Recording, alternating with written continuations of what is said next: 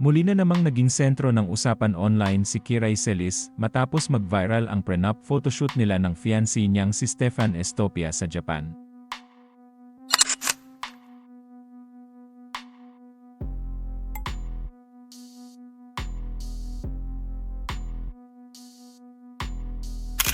Sa mga kumalat na litrato, makikitang nakaupo si Kiray sa ibabaw ng isang vending machine sa isang sikat na tourist spot, isang eksenang agad umani ng halo-halong reaksyon mula sa netizens, lalo na sa mga kababayan nating OFW sa Japan.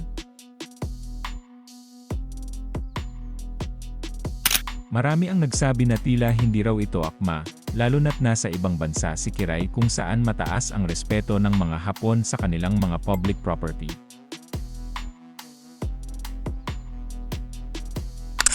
May ilan pa ngang nagsabing hindi raw magandang tingnan na parang ginagamit lang nila ang lugar para sa sariling kapakanan.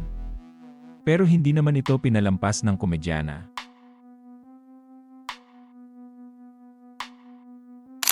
Sa kabila ng mga batikos, humarap si Kiray sa publiko at buong kababaang loob na humingi ng paumanhin sa mga Pilipinong na-offend, partikular na sa mga OFW.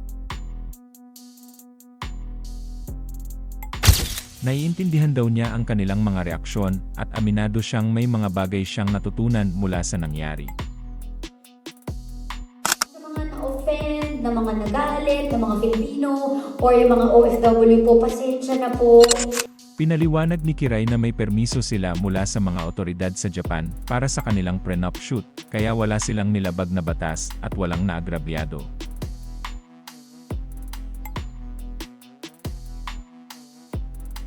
Sinabi pa niya na hindi kailangang mag-alala ang mga Pilipino at OFW, lalo na ang mga nasa Japan, dahil walang sinuman ang nagalit sa mismong lugar ng shoot. Ibinahagi rin ng aktres ang aral na natutunan niya mula sa karanasan. Ayon kay Kiray, bago gumawa ng anumang bagay, kailangan munang pag-isipan kung paano ito maaaring tingnan ng iba.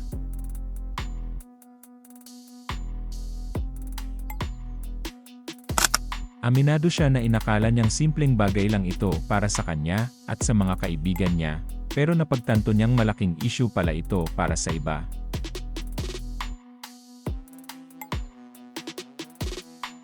Dagdag pa ni Kiray, kung bibigyan siya ng pagkakataon, handa siyang ulitin ang shoot ngunit sa mas maingat na paraan upang walang ma-offend. Binanggit din niya na hindi niya layuning magpagalit o manggulo, kundi ipakita lamang ang saya at pagmamahalan nila ni Stefan.